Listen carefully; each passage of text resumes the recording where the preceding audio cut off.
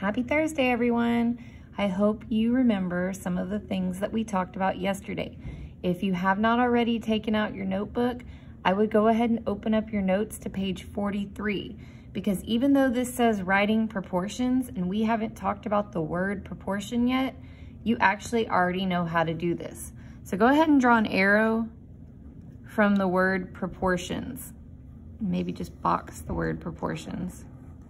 A proportion is two equal ratios or rates. If you remember yesterday, we used a strategy called the box.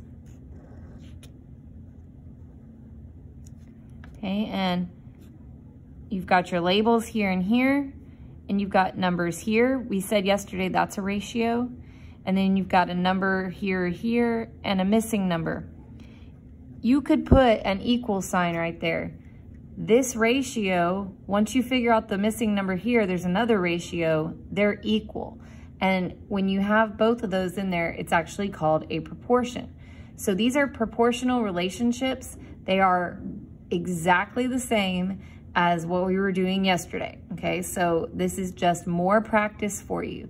This is for a grade. I'm gonna help you with part of it, and then the rest is on you. So make sure you're using your time wisely. The first thing I want you to do is do a couple of things to help yourself out. So we're gonna go down here to number 5.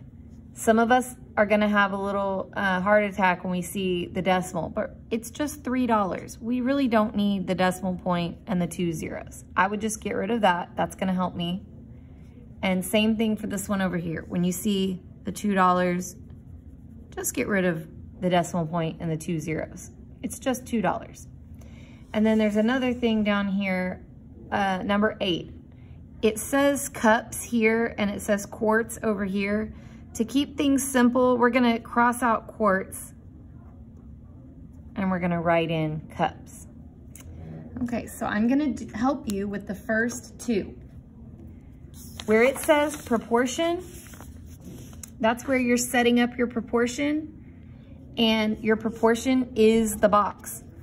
If you don't feel like you have enough room inside this actual box, you are welcome to do your work on the back or on a separate sheet of paper. Just make sure you turn all of that in.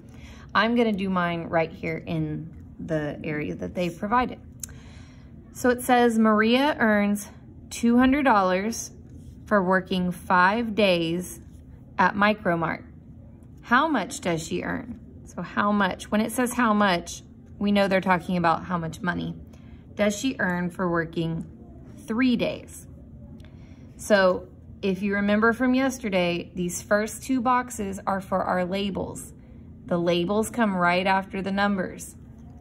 Here it's obvious this is 5 days, but I know some of you are thinking, what's the label for this one? Even though the dollar sign comes in front, when we say this amount, we say $200. So we've got dollars and we've got days. I always just use a dollar sign. You could put a D for dollars, but that's up to you. Especially here where it's D for days, the dollar sign keeps it from being so confusing. Remember, your ratio goes right here. Your ratio is the two numbers in the problem that go together. So you'll notice that in the first sentence, there are two numbers. In the second sentence, there's just one number.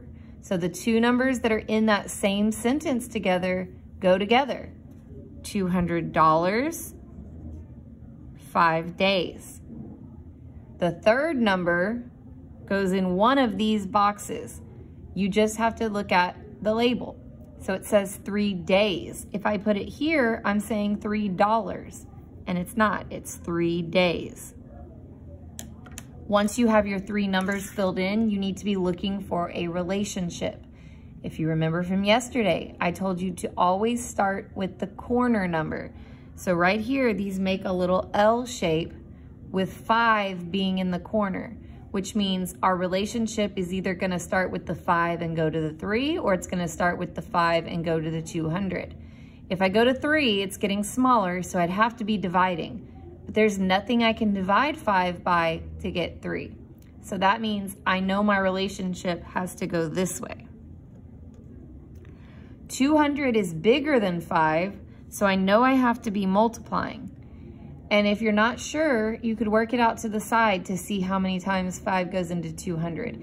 But I know if I take the 0 off of 200, it's just 20, and 5 times 4 is 20. So that means 5 times 40 is 200.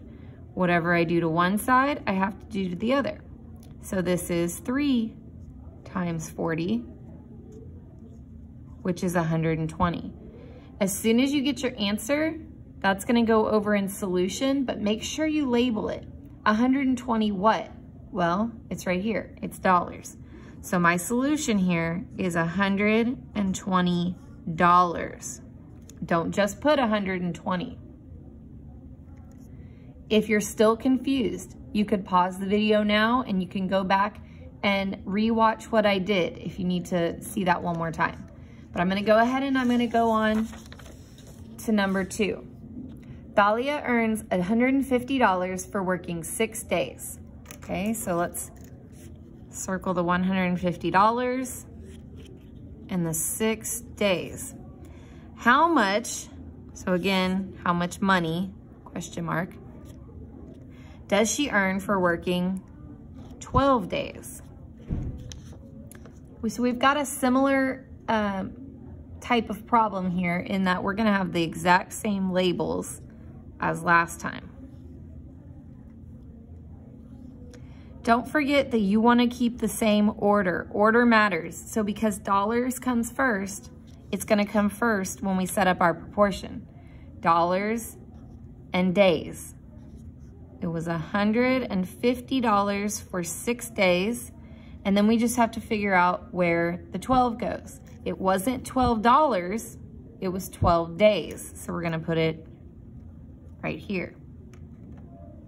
Now we need to look for our relationship. Again, our numbers are in an L shape with 6 being in the corner. So we know we're gonna start with the 6. It's either gonna go from the 6 to the 12 or the 6 to the 150. I see 6 and 12 and I immediately know that there's a relationship here because 6 times 2 equals 12. So I know I'm gonna have to do the same thing up here. 150 times 2 equals 300. And remember that when you write your answer, you need to write what unit it's in. And so this was dollars again. So it's $300. Okay, so you've got those two to look at. Notice that in one of them, our relationship went up and down. In one of them, it went side to side. Don't forget that it can be multiplication like we did, or it can also be division. It cannot be adding or subtracting. You have 4 different examples that we did in our notes yesterday, plus these 2 examples. Please, please use your time wisely and let's make this a good grade. Get good practice out of this. I will see y'all tomorrow. Work hard.